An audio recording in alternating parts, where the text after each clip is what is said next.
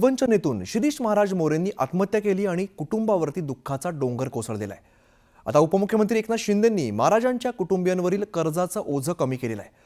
आयुष्य समाजकार्यासाठी अर्पण करणाऱ्या शिरीष महाराजांसाठी शिंदेंनी हे पाऊल उचललेलं आहे। आमदार विजय शिवतारेंनी महाराजांच्या कुटुंबियांची सांत्वनपर भेट घेतली आणि 32 लाखांची रक्कम त्यांच्याकडे सुपूर्द केली।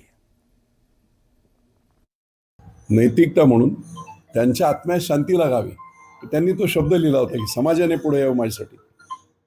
तेवढं एक वाक्य ते लक्षात ठेवून विनम्रपणे सकाळी भाईंनी उपमुख्यमंत्र्यांशी चर्चा झाली। त्यांनी सगळं मला सांगितलं की तू जाऊन त्यांच्या घरी विनम्रतेने अर्पण कर आणि म्हणून तसं त्यांना मी आज येऊन सगळ्यांशी चर्चा करून सगळे नातेवाईक आहेत, माझे इथे नातेवाईक आहेत, त्यांचे सगळे हे नातेवाईक आहेत आणि मग सर्वांशी चर्चा वगैरे करून शेवटी स्वाभिमान ही देखील महत्त्वाची बाब आहे। पण हा कोण आहे? मग तुमच्या घरातला माणूस आहे जिथे कुठे पुढे आला आहे तो।